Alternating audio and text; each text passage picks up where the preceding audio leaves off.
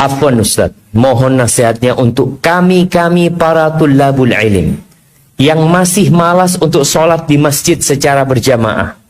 Bahkan di antara mereka ada yang berdalil dengan sabda Nabi SAW, waju'ila liyal ardu masjidan wa tahura. Mohon nasihatnya. Jadi bumi dijadikan untukku masjid dan tahur. Jadi sholat di mana saja bisa gitu. Mohon nasihatnya yang ampuh untuk mereka yang masih berdalih dengan dalil tersebut. Apalagi Ramadan semakin dekat. Ana yang menginginkan kebaikan bagi mereka atas nasihat antum Ustaz. Ana juga menginginkan kebaikan. Nah, ahibati fillah. Ada mahasiswa yang 4 tahun di STDI nggak pernah sholat di shaf pertama. Kayaknya nanti ana mau bikin riset. Yang lulus itu kita kasih angket. Antum pernah nggak sholat di shaf pertama di STDI? Pernah Ustaz, waktu pandemi. Karena memang cuma satu shaf. Artinya ada orang-orang yang nggak pernah. Ilmu yang dia miliki ternyata nggak bermanfaat.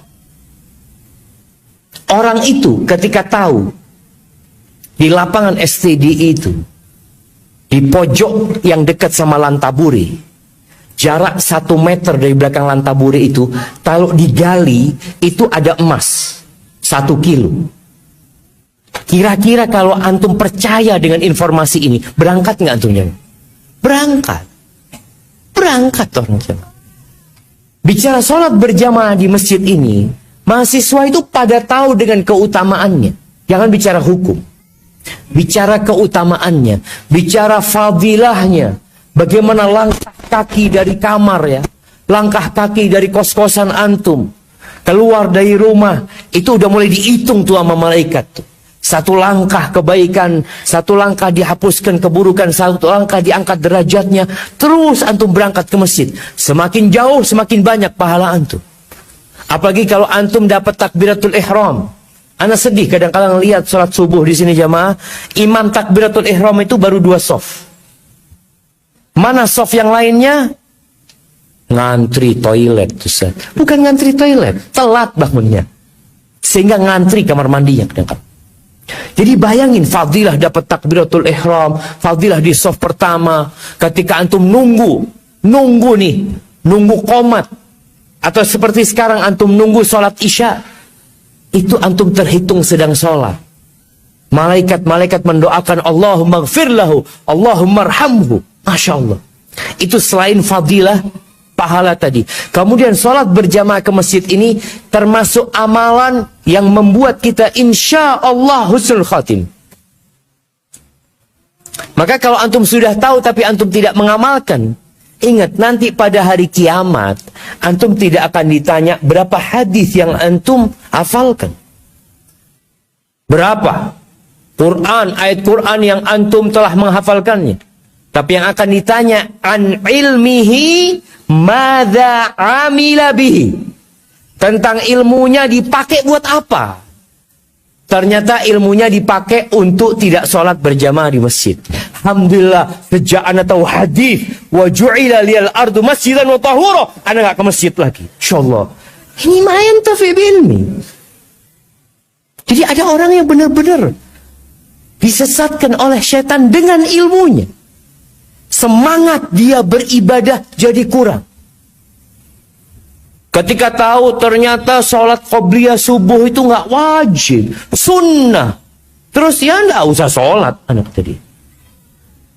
Kan ada orang yang awalnya tahu sholat Nabi tidak pernah meninggalkan sallallahu alaihi wasallam 2 rakaat sebelum subuh dan sholat witir. Karena dengar hadis itu, dia akhirnya tidak pernah meninggalkan.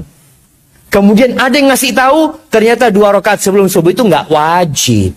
Oh nggak wajib ya? Ya kalau gitu nggak usah sholat, anak tadi. Kan ilmunya akhirnya membuat dia semakin sedikit pahalanya. Maka sayang jamaah. Sayang sekali para mahasiswa. Bicara sholat berjamaah itu menjadi penjaga kita. Sholat isya dan sholat subuh khususnya. Athqalus salati alal munafiqin. Sholat yang paling berat buat orang munafik. Salatul isya wa salatul fajr. Salat isya dan salat subuh jamaah. Kalau mereka tahu dengan pahalanya, datang merangkak ke masjid. Coba nanti SCDI mungkin bikin acara mahasiswa yang sholat di soft pertama kasih 100.000. Kayaknya soft pertama sampai keluar sana aja, tetap orang anak soft pertama pokoknya. Sampai keluar tetap mau soft pertama, dia nggak mau soft kedua. Karena ada fulusnya. Orang munafik suka sama harta, suka sama dunia.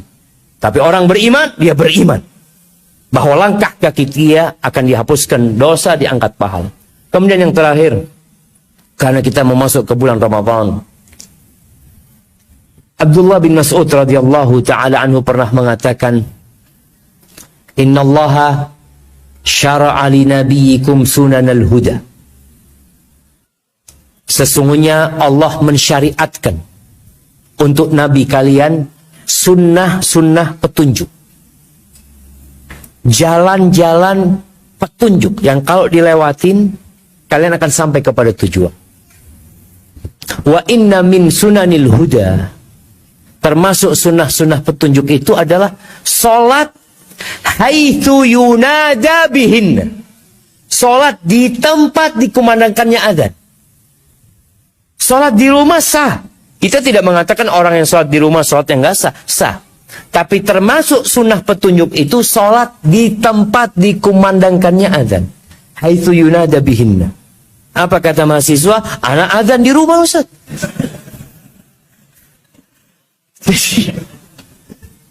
Jadi karena ilmunya banyak nih ya, mah. Kadang-kadang seperti itu. Yunada bihin di masjid dipanggil.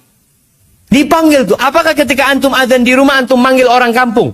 Coba antum keluar dari kamar antum, di halaman rumah antum, antum azan. Tetangga antum datang semua aja, mah. Ini apa ini? Baik, di masjid. Haitsu yunada bihin, atau di musalla. Fa innahunna min sunanil huda.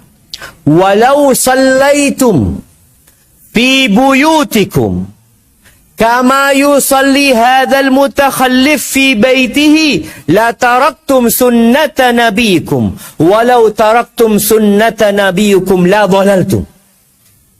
Kalau kalian sholat di rumah seperti sholatnya orang-orang yang nggak mau sholat ke masjid, orang-orang munafik pada waktu itu, seperti itu sholatnya kalian, maka kalian telah meninggalkan sunnah Nabi kalian. Dan kalau kalian meninggalkan sunnah Nabi kalian, kalian akan tersesat. Terus dijelaskan fadilahnya sholat, bagaimana ketika berwudu dari rumahnya ya, menyempurnakan wudunya, berangkat ke masjid, diangkat derajat, dihapuskan dosa, dikasih pahala. Kemudian Abdullah bin Mas'ud menceritakan bagaimana kondisi para sahabat Nabi. Walaqad ra'aituna wa ma yatakhallafu anha illa munafiqun ma'lumun nifaquh. Dan kami melihat di masa kami dulu, nggak ada orang yang nggak ke masjid kecuali orang munafik yang sudah maklum kemunafikannya. Udah ketahuan, fulan munafik memang. Itu kelihatan banget, Jam. Kemudian Abdullah bin Mas'ud menceritakan, dulu itu sampai orang itu dipapah. Yuhadi baina rajulain. Dia dibawa di antara dua orang hatta yuqama fis shaf, sampai diberdirikan di shaf. Dulu nggak ada kursi roda. Dipapah, jemaah. Dibawa ke masjid. Dari semangat mereka untuk mendapatkan pahala salat berjamaah di masjid. Maka nasihat anak kepada para penuntut ilmu yang belum pernah iktikaf di masjid ba'da subuh sampai fajar terbit, besok antum coba. Besok antum, kalau bicara saat anak kuliah, antum berangkat ke masjid udah mandi.